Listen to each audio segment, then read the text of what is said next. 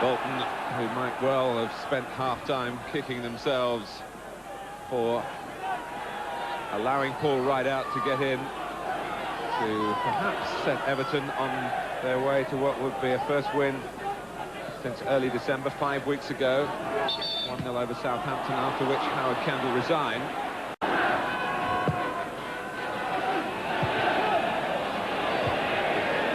This horn going in with the sort of purpose that Everton will need to maintain in the second half.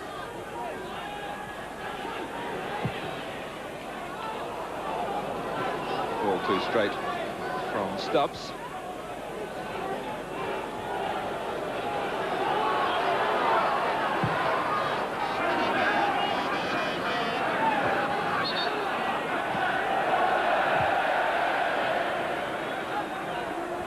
Gordon, from what you've seen, do you feel Bolton have the capacity to turn this round? Very much so, yes. I would. At the moment, I think it's got the makings of a draw. I think Everton haven't looked that strong enough to hang on to what they've got, and Bolton have looked very capable of getting a goal.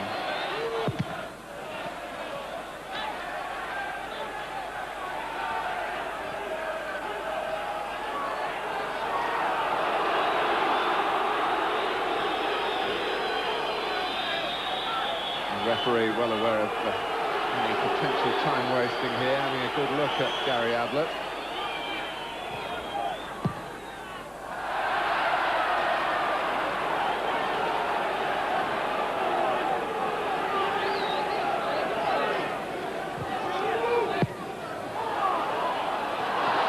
Holmes, against his own bar. And Patterson, 1-1, chaos for Everton at the back. Mark Patterson equalises in the 3rd minute of the second half. Brown with a cross that caused all the trouble. Holmes in real difficulties. Look at that. Against his own bar, back to him. He couldn't control it. In came Patterson, seizing on the ball, seizing on the chance. And Bruce Rioch's players have come out breathing fire at the start of the second half. Just as we were saying, Martin, Bolton looked more than capable of getting back into the game, and a minute later that's exactly what they did. Phil Brown's cross, as in the first half, was a quality cross and caused no end of problems. Totti. The runner here is right out, but he's leaving it to Stewart. It's a cracking cup tie now. It had the ingredients of a real evenly matched battle, and it's certainly living up to that billing. Bolton have conceded a free kick.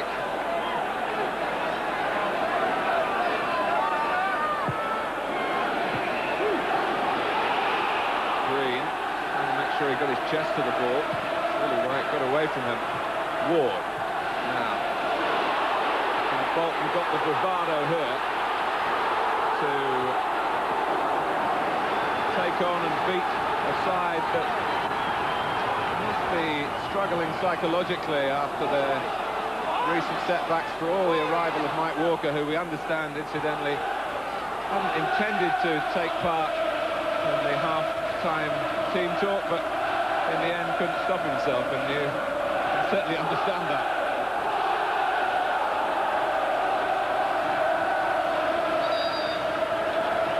It would be inhuman, wouldn't he, really, in a cup tie like this, and just appointed manager not to have his say. He wouldn't be the manager everybody knows he is. I think from the moment he put on that Everton tracksuit, that was it. He was involved.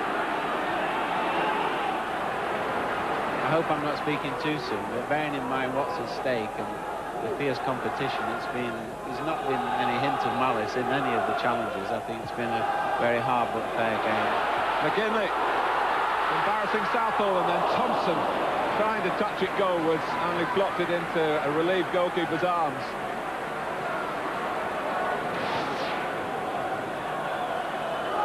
And crosses keep raining in.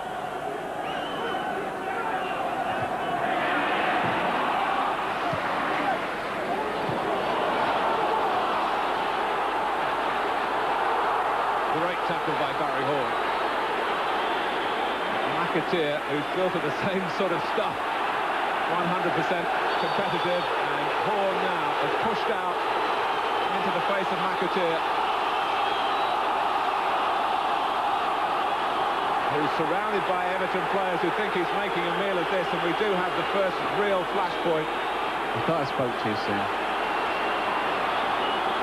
Well, the Everton players with fresh memories of what happened at Chelsea between Dennis Wise and Matt Jackson on Monday, when they came out on the wrong end of things, but Horn had no right to do that, to swing out.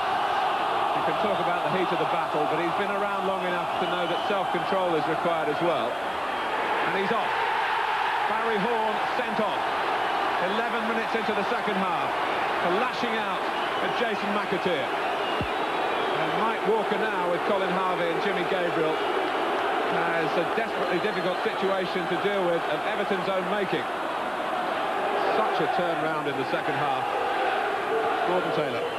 Yeah, the evidence was there on camera that he'd caught him in the mouth, and it was unnecessary, and, you know, Barry Horn will be very disappointed with himself for just losing his temper at that moment and lashing out like that.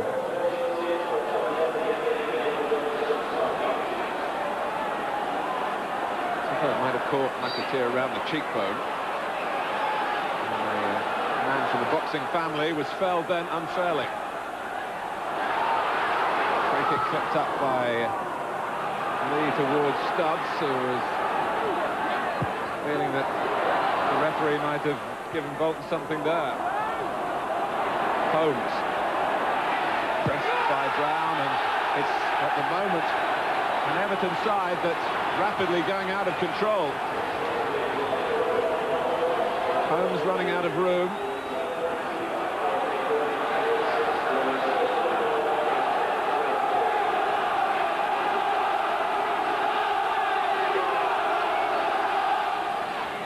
Patterson takes. Oh, and Southall with a save of the highest calibre from Phil Brown. Well, he's still on his game, and thank goodness for Everton that he is. Phil Brown's had a tremendous match. He seems to have been everywhere, defending, crossing, getting in the area, getting headers in. The momentum's really with Bolton Wanderers now. They've really got Everton on the run, and now they're reduced to 10 men. That can only help Bolton. I would say, though, there would be many in the ground who would have felt it would have justified a caution for certain. There will be quite a few surprised that the referee decided to send him off. Are you surprised? Not bearing in mind, I can't very well be surprised, bearing in mind our attempts lately to try and make sure the game's played as cleanly as possible.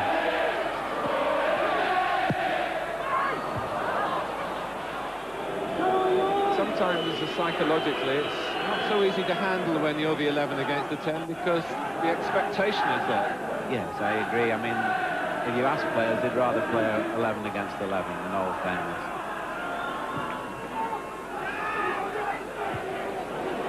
From Beagrie.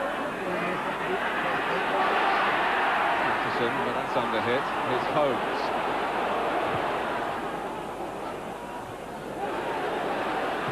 There's also been many instances where the 10 have beaten the 11.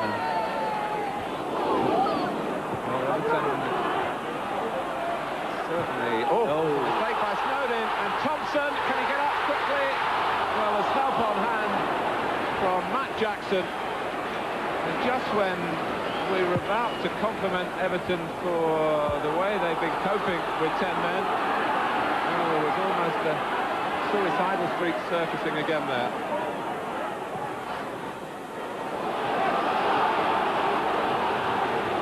In the end, too much for Alan Thompson, and Jackson arrived like the cavalry in the nick of time.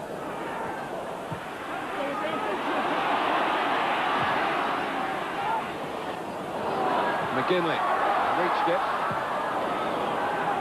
Patterson pinches it back for Bolton. Lee against Holmes, past Holmes. David Lee. Oh, what was Southall doing there? Going to try and cut it out like an outfield player. Everton, to their credit, have shown a lot of character since Barry Horn was shown the red card. but they were rocking there as David Lee got in behind them. So Southall decided to improvise. Not really from the goalkeeping textbook, but in the end it worked.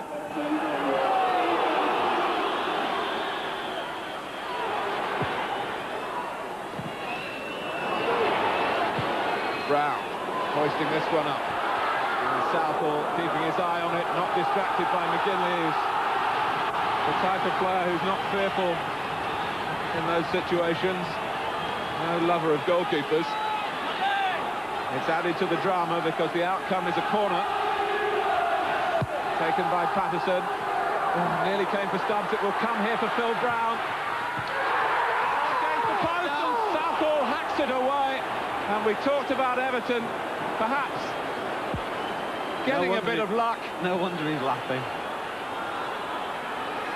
They'll count their blessings there. Well, what a finish. Couldn't have been closer, could it? It was Phil Brown who hammered it back into the danger area. And was it Cotty against his own post, and then Southall who slammed it away. Brilliant goal-mouth action. Well, when you think that the Bolton goal came when Paul Holmes hit the frame of his own goal, it could have been lightning striking twice again. They're desperate for this to finish, the Everton team on the bench and those team out on the pitch. And Everton do enter a new era, still in the FA Cup. Mike Walker watching his new charges secure a second chance against Bruce Rioch's Bolton. And that having to play for the last 34 minutes or so with 10 men after Barry Horn had been sent off. And just prior to that, at the start of the second half, Mark Patterson equalising for Bolton and seemingly setting them on a course perhaps to cause an upset here. And Neville Southall and his fellow defenders survived. Paul Rideout, who didn't finish the game, had scored for Everton just on half-time.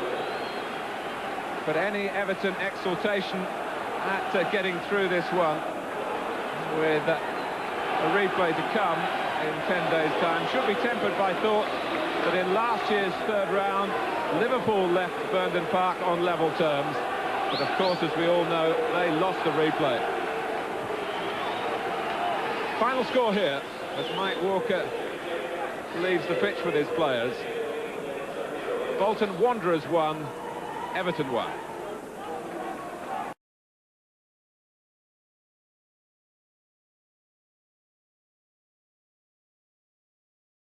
He wants to do well. They were at Burnden Park, but he wants to do well tonight on this native Merseyside.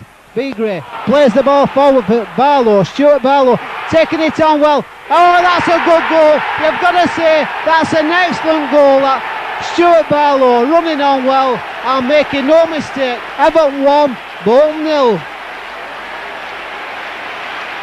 And the Bolton fans, we are the one and only Bolton fans. We are the one and only Wanderers, trying to get behind the team. And there it is, goal number 2.